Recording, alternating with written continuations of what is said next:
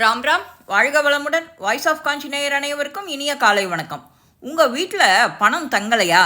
அதுக்கு இதுதாங்க காரணம். உங்கள் வீட்டு பூஜை அறையில் 2 கடவுள் சிலையில் எதிரெதிரே வைக்கக்கூடாது. அதே போல் உடைஞ்ச கண்ணாடி வைக்கக்கூடாது. உடைஞ்ச சாமி சிலைகள், கிழிஞ்ச ஃபோட்டோக்கள் இருக்கக்கூடாது. இதனால் பொருளாதார பிரச்சனை வரும். முள் இருக்கிற செடிகளை வீட்டுக்குள்ளே வளர்க்காமல் வீட்டுக்கு வெளியில் இருக்கணும். இது நம்ம வீட்டில் ஏதானும் எலக்ட்ரானிக் பொருள் பழுதடைஞ்சிற நிலையில் இருந்தாக்க உடனே சரி செஞ்சிடணும். இதெல்லாம் நம்மளுடைய நேர்மறை ஆற்றலை நிறையா கொண்டு வரும். வீட்டுக்குள்ளே கெட்ட எதிர்மறை ஆற்றல்கள் வெளியில் போயிடும்.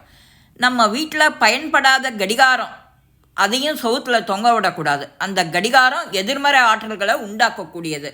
பொதுவாக ஜன்னலை காலையில் எல்லா பக்கமும் திறந்து விட்டு ஒரு இடத்துலையும் ஒரு நாம உங்கள் குழந்தைகளை விட்டு, உங்கள் வீட்டில் இருக்கிறவாளை விட்டு சொல்லிட்டு வந்தாலே